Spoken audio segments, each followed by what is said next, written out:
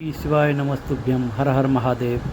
कुंदकेश्वर अर्थात गणेश जी के दुर्वा ही बोलते हैं ना, तो 7 दुर्वा उसके पीछे के हिस्से में लाल चंदन लगाना और गणेश जी को कुंदकेश्वर महादेव के नाम से समर्पित करना। जब दुर्वा चढ़े उस पहले तो आप कुंदकेश्वर महादेव का नाम ले लेना। जब दुर्वा गणेश जी के पास में चढ़े तब चंद्र गणेश का स्मरण कर लेना और अपने दिल की बात बाबा से प्रार्थना कर कर उस दुर्वा को चढ़ाओ। एक दुर्वा उसमें से मांग कर लेकर आओ।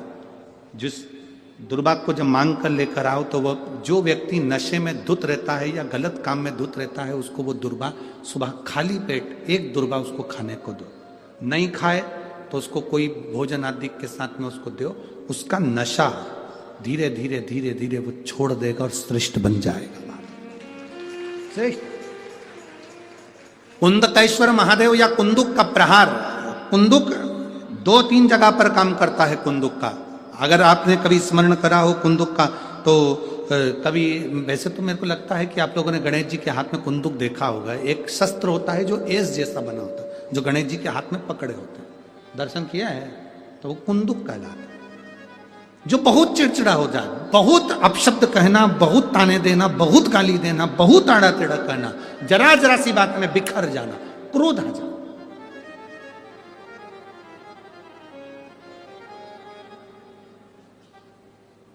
श्वेत पुष्प, सफेद पुष्प बेलपत्री के साथ जब देवाधिदेव महादेव के ऊपर समर्पित करा जाता है, थोड़ी देर चढ़े रहने के बाद बेलपत्र और श्वेत पुष्प में से सफेद पुष्प उठाकर बेलपत्री के वृक्ष के नीचे समर्पित कर दिया जाता है जो शिवलिंग पे चढ़ाया गया, और उसका एक श्वेत पुष्प उठाकर शिव का चढ़ा हुआ बेलपत्री के वृक्ष के नीचे समर्पित कर दिया जाता है। वहां की मिट्टी को उठाकर अपने घर के द्वार का स्पर्श करा दिया जाता है।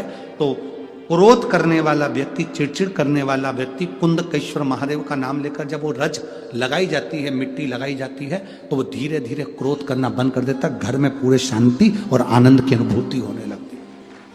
ये कुंदकेश्वर है, ये साधारण नहीं है। कुंदकेश्वर माता पार्वती ने कुंदुक उठाकर प्रहार करा, और जैसे ही माता पार्वती ने कुंदुक उठाकर प्रहार करा, प्रहार करते से विदल उत्पल के ऊपर, प्रहार करते से विदल उत्पल के प्राण चले जाते हैं और वो कुंदुक भगवान शंकर के चरणों में जाकर गिर जाता है।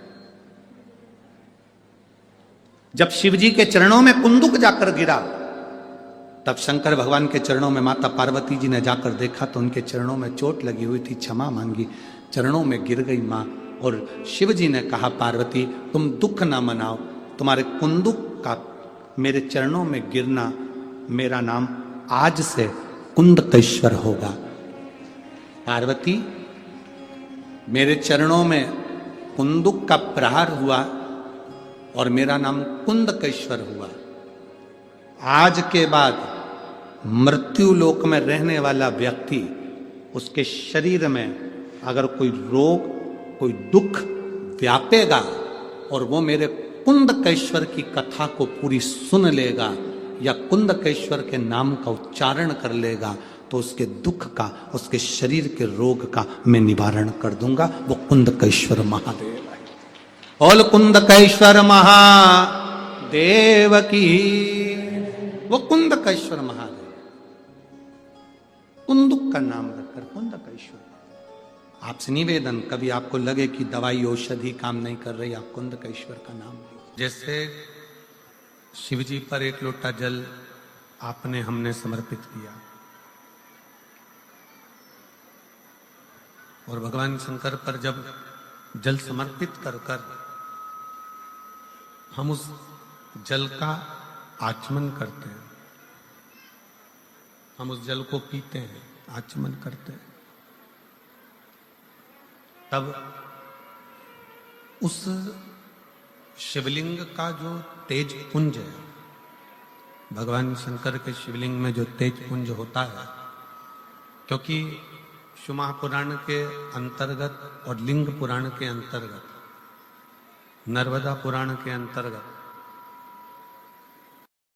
हमेशा कही गई है कि चाहे घर में जो शिवलिंग हो वो, चाहे तुम्हारे घर के पास में जो मंदिर हो उसमें जो शिवलिंग हो वो, या 12 ज्योतिर्लिंग, उपलिंग, ये जितने भी शिवलिंग विराजमान हैं, ये जितने भी शिवलिंग विराजित हैं, इन शिवलिंग पर जब हम जल चढ़ाकर उस जल का आचमन करते हैं तो उस शिवलिंग की जो ज्योति होती है, शिवलिंग की जो ऊर्जा होती है, शिवलिंग की जो एनर्जी होती है, शिवलिंग का जो बल होता है, वो बल हमारे भीतर भी उतरता है और हमारे रोगों को निवारण करता जाता है, हमारे दुखों को निवारण करता जाता है, हमारे कष्टों का निवारण करता जाता है।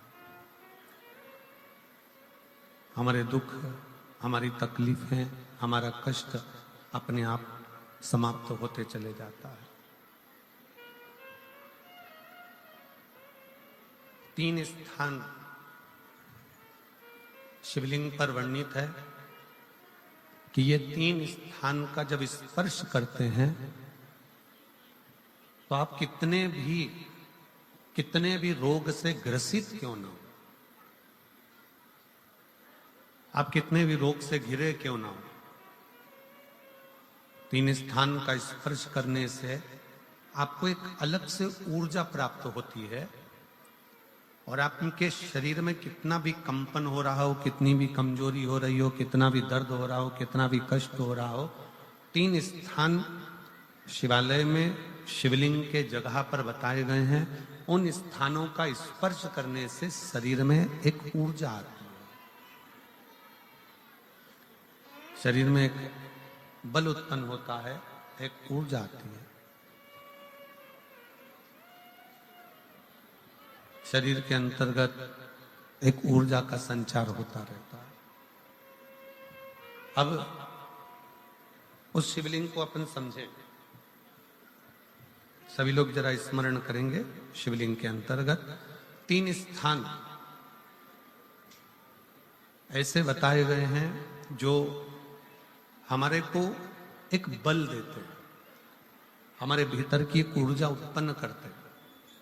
हमारे अंदर कितनी भी कमजोरी होगी, अगर आपने वो 3 स्थान पर हाथ का स्पर्श कर कर पंचाक्षर मंत्र नमः शिवाय या षडाक्षर मंत्र ओम नमः शिवाय या श्री शिवाय नमस्तुभ्यम का स्मरण किया है, तो वो स्थान का स्पर्श करते ही आपके अंदर एक ऊर्जा, एक एनर्जी, एक बल आपके अंतर्गत आता चले जाएगा, एक ऊर्जा आपके अंतर्गत आती चली जाएगी।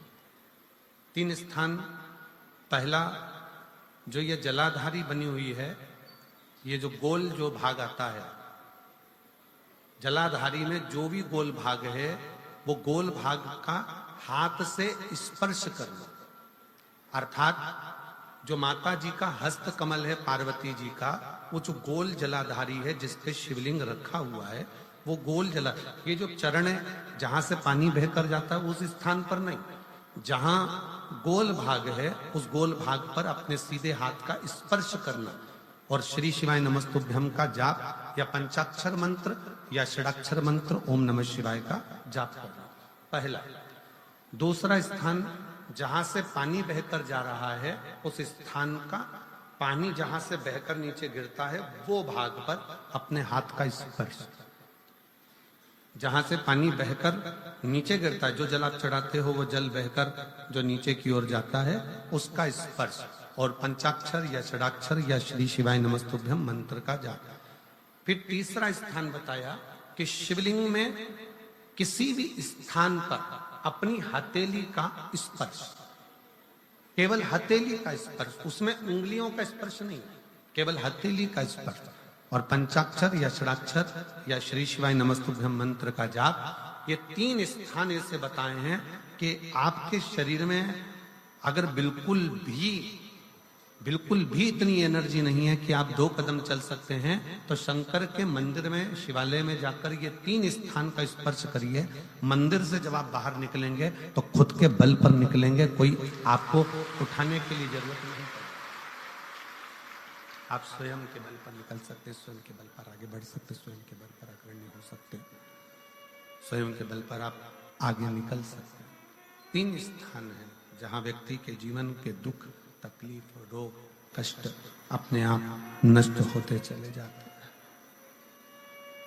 तो पहला जो स्थान है वो पार्वती जी का स्थान हस्तकमल, दूसरा कार्तिकेय और गणेश के मध्य में जो अशोक सुंदरी है और कार्तिक गणेश बैठे वहां से जो पानी नीचे की ओर आता है वो स्थान, और तीसरा अपनी हथेली का शिवलिंग का कोई भी स्थान जहां अपनी हथेली का स्पर्श हो जाए वो स्थान। ये 3 जगह हमें बल देती है, हमें ऊर्जा देती है, हमें एनर्जी देती है। रजो धर्म के समय पर नारियों को रजो धर्म की तकलीफें होती हैं, कुछ ना कुछ दिक्कतें आती हैं रजो धर्म से जुड़ी हुई। लाल गुलर का फूल देखा, वो देवी जी को चढ़ता घंटी वाला फूल गुलर, वो फूल शंकर जी को समर्पित करना है। कहां पर? जहां पर अशोक सुंदरी का स्थान है। आपको पहले भी कथाओं में बताया कि भगवान शंकर का जो शिवलिंग है, ये शंकर जी का शिवलिंग है, ये भगवान माता पार्वती का कटी भाग, माता पार्वती की गोद जो गोल है, जहां जल नीचे गिरता है, ये शंकर भगवान के जो 2 चरण हैं, ये दोनों देवताओं का भाग है। राइट में गणेश, लेफ्ट में कार्तिकेय, बीच में एक मोटी सी लाइन है जहां से पानी नीचे गिरता है, वो अशोक सुंदरी का स्थान है। शंकर जी की छोटी लड़की, शंकर जी के कुल बच्चे हैं 13 बच्चों में से शंकर भगवान के सबसे छोटी लड़की का जो स्थान है अशोक सुंदरी का, वो बीच में। ऊपर से जो पानी गिरता है बूंद बूंद, ये शंकर जी की 5 लड़कियां हैं, जया, विषहरा, शामलीबारी, दोतरी और देव, ये शंकर जी की 5 लड़कियां। शंकर जी के 13 बच्चों का स्थान शंकर जी के पूरे शिवलिंग में विराजमान। तो जो गुलर का फूल है वो अशोक सुंदरी की लाइन जहां से चालू होती है पार्वती जी के कटी भाग से, उस स्थान पर छुलाकर नारी को अगर रजो धर्म से जुड़ी हुई कोई भी बीमारी रहे, 5 या 7 दिन उस गुलर के फूल को खा लीजिए, रजो धर्म से जुड़ी हुई बीमारी एकदम ठीक हो जाती है। हमारा नारी केवल एक गुलर का फूल अशोक सुंदरी के स्थान पर उसको समर्पित कर कर खाना, अगर माता अशोक सुंदरी के,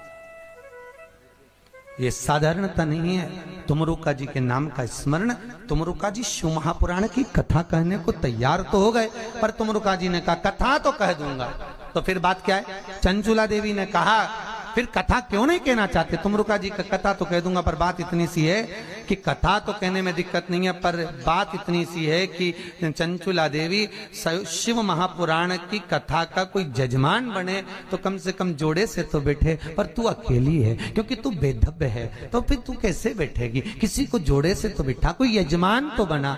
चंचुला देवी कहती है मैं किसको बोलूं? चंचुला वापिस चली गई, नैनों में जल भरकर फिर मौन होकर बैठ गई। पार्वती ने पूछा क्या हो गया? होकर बैठ गई,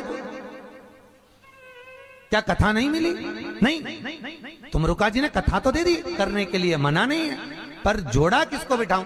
पार्वती जी बोली तो उसमें क्या दिक्कत है? तू क्यों नहीं बैठती? मेरा पति नहीं, पति के मोक्ष के लिए तो करवा रही, तो फिर एक काम कर, शंकर भगवान से विनती कर। पार्वती जी ने निवेदन करा, चंचुला देवी ने निवेदन करा, शंकर जी प्रकट हुए। बोलो पार्वती क्या बात है? पार्वती जी बोलती हैं ये कथा करवा रही है पर जजमान नहीं है। तो पार्वती जी ने जैसे ही कहा तो शंकर भगवान बोले जजमान की क्या जरूरत है, मैं हूं तो मैं हूं ना।